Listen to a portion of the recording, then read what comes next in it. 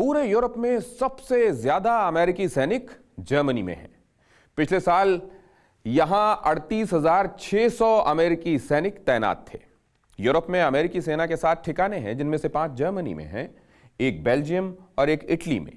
Ukraine के रूप में अमेरिका को एक नया ठिकाना दिखा। नाटो भी यूक्रेन को एक फैमिली मेंबर की तरह ट्रीट करता है। रूस को यही बात नागवार गुजरती है। अगर यूक्रेन नाटो का फुल मेंबर बन गया तो रूस की चौखट पर अमेरिकी पहरेदार मौजूद होगा। देखिए टेली सीरीज का यह episode, Pentagon, fear of रिप्राइजल्स।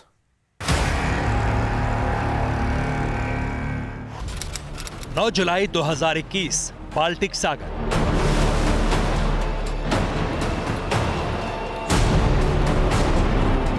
Pentagon से सीधा ऑर्डर मिला था। बाल्टिक सागर में नाटो की नौसेना गश्त कर रही थी। दूरबीन से हर हरकत पर नजर रखी जा रही थी। 9 जुलाई 2021 की सुबह नाटो के एक सैनिक को ग्रेट बेल्ट ब्रिज के पास कुछ हलचल दिखी। दूरबीन ने जो कैद किया वो अमेरिका एंड नाटो के लिए यकीन से परे था। बाल्टिक सागर में न्यूक्लियर हमला करने वाली ऑस्कर 2 क्लास की पनडुब्बी उतारना।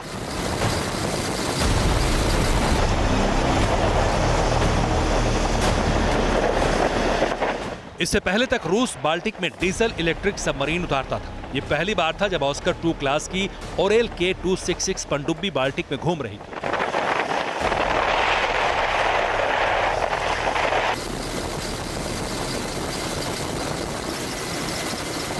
इस सबमरीन से अमेरिका इसलिए खौफ खाता है क्योंकि इसमें P-800 ओनिक्स सुपरसोनिक मिसाइल लगी होती है, जो पानी के अंदर और जमीन के ऊपर दोनों जगह किसी भी टारगेट को राख करने की कुव्वत रखती है।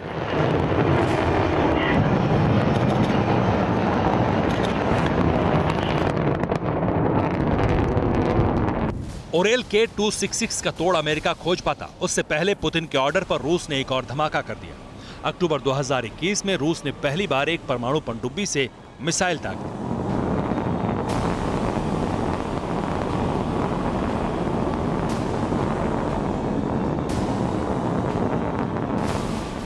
रूस के रक्षा मंत्रालय ने बाकायदा प्रेस रिलीज में पूरी दुनिया के सामने डंका पीटा कि सेवरोडोविंस्क पनडुब्बी से जिरकॉन मिसाइल को दागने का टेस्ट सफल रहा।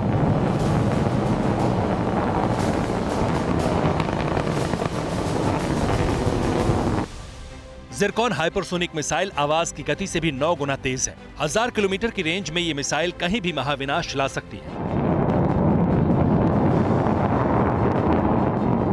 2021 जैसे जैसे खत्म हो रहा था, यूक्रेन बॉर्डर पर रूस के सैनिकों का जमावड़ा पड़ रहा था।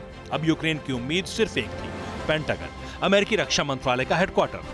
इसी इमारत में बैठकर अमेरिका आधी दुनिया को ऑपरेट करता है। कब, कहां, कैसे मिलिट्री एक्शन करना है, ये सब पेंटागन में तय होता है। यूक्रेन पर रूस को आक्रामक होता देख पेंटागन एक बहुत बड़े ऑपरेशन में जुट गया। यह ऑपरेशन क्या था, इसका खुलासा चीन के अखबारों ने कर दिया। चीन के पॉपुलर वेब पोर्टल सोहू पर एक सनसनीखेज आर्टिकल छपा, जिसमें दावा किया गया था कि पेंटागन ने ब्लैक सी में रूसी सैनिकों पर F-35 फाइटर जेट से सर्जिकल स्ट्राइक करने का प्लान बनाया है।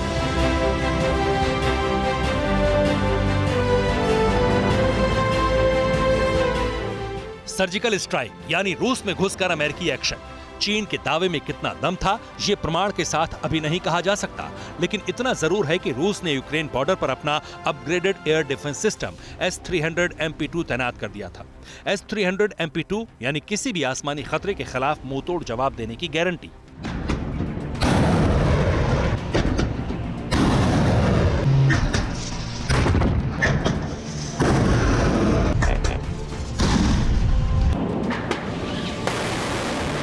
बेहतर रडार और अल्ट्रा सेंसिटिव सेंसर के दम पर S-300 PM2 200 से 250 किलोमीटर रेंज में हर घुसपैठिए को ढेर कर सकता है। लेकिन इस बार चैलेंज F-35 का।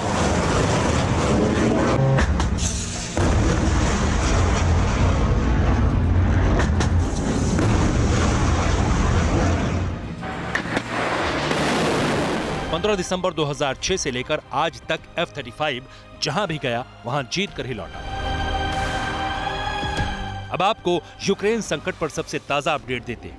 23 जनवरी को अमेरिकी राष्ट्रपति जो बाइडेन ने अपनी नेशनल सिक्योरिटी टीम के साथ घंटों मीटिंग की। इस मीटिंग का मकसद था रूस को काउंटर करना। तो क्या अमेरिका ने इस मीटिंग में पुतिन के खिलाफ सबसे सॉलिड प्लान बना लिया है? क्या अमेरिका इस बार कुछ बड़ा करने वाला है? क्या यूक्रेन को लेकर 2 महाशक्तियां भिड़ने वाली है? क्या F-35 के गरजने का वक्त आ गया?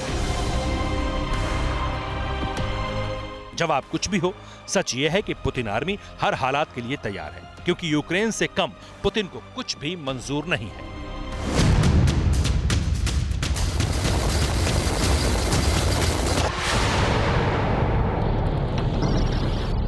परवाह देश की, सोमवार से शुक्रवार रात 10 बजे TV9 भारतवर्ष पर।